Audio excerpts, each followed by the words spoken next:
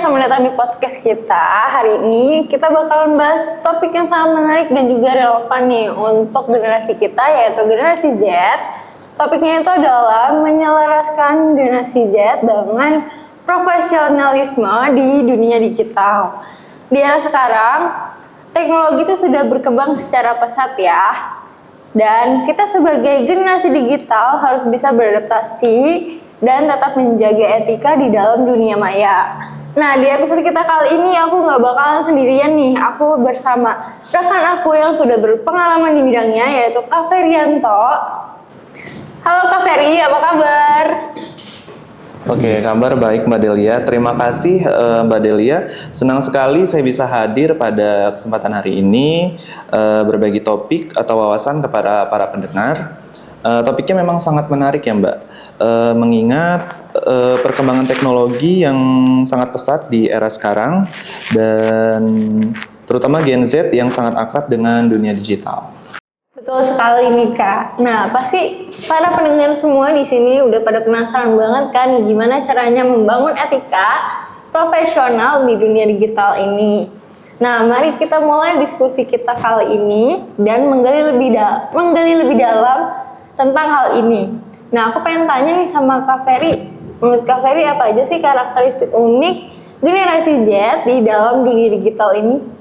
Delia, memang menarik sekali ya. Gen Z itu generasi yang berbeda daripada generasi-generasi lainnya. Memang dikenal sebagai digital native. Karena sejak kecil sudah terbiasa atau terpapar dengan teknologi, internet, dan media sosial. Mereka punya keunggulan dengan cepat beradaptasi dengan teknologi yang ada, tapi mereka itu gampang ke distract. Kali ini Kak, nah aku dengar Gen Z ini lebih menyerap informasi dari konten visual ya Kak ya?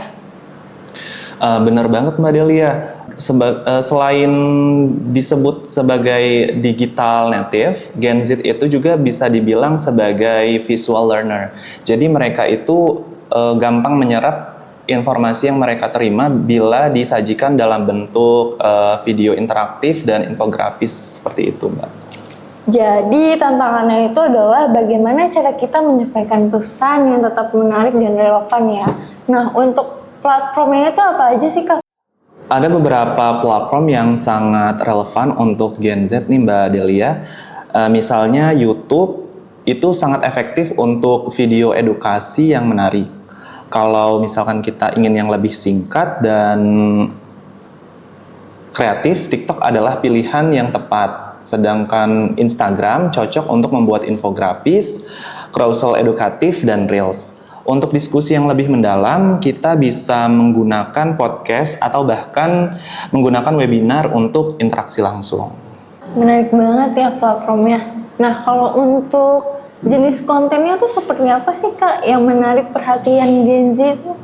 Harus bervariasi dan relevan ya, Mbak. Misalnya kita bisa membuat video animasi untuk menjelaskan konsep etika profesional secara sederhana, tapi menarik. Selain itu, studi kasus nyata tentang pelanggaran etika di dunia digital juga bisa membantu mereka memahami dampaknya.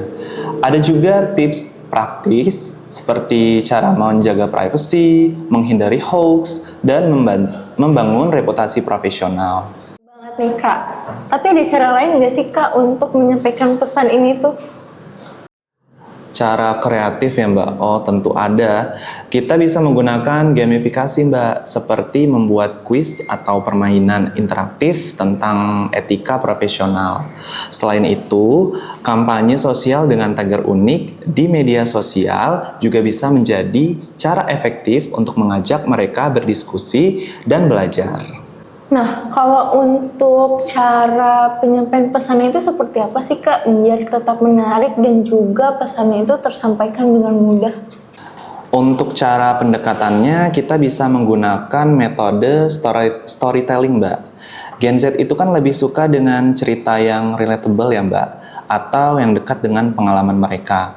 Misalkan cerita tentang seseorang yang sukses karena menjaga etika profesional di dunia kerja.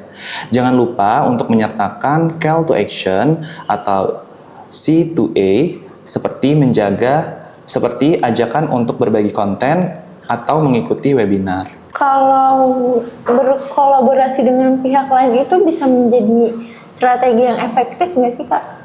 Oh, tentu ada Mbak. Kolaborasi dengan influencer atau konten kreator yang memiliki nilai positif bisa membantu pesan kita menjangkau lebih banyak audiens. Selain itu, bekerja sama dengan institusi pendidikan atau komunitas pemuda juga bisa memperkuat dampak yang dihasilkan. Lalu setelah strategi ini diterapkan, gimana sih cara kita mengukur keberhasilannya itu? Menjawab pertanyaan itu, kita perlu melakukan monitoring dan evaluasi Mbak Delia. Misalnya, mengukur engagement melalui like, komentar, dan berbagi konten di media sosial. Selain itu, kita bisa menggunakan Google Analytics untuk menjangkau performa website serta melihat insight dari media sosial untuk menilai efektivitas kampanye. Survei dan feedback langsung dari audiens juga penting untuk evaluasi secara kualitatif. Setuju Kak. Nah, untuk program seperti ini biasanya dilakukan secara berkelanjutan ya Kak ya? Betul sekali Mbak Delia, kita bisa merancang program jangka panjang seperti sertifikasi etika profesional atau membangun komunitas online untuk diskusi tentang etika digital. Konten juga harus terus diperbarui agar tetap relevan dengan tren teknologi yang terbaru. Jadi kesimpulannya itu adalah etika digital merupakan landasan penting dalam membangun karir yang sukses di era digital ini. Teknologi adalah alat dan cara kita menggunakannya dengan bijak dan profesional adalah kuncinya.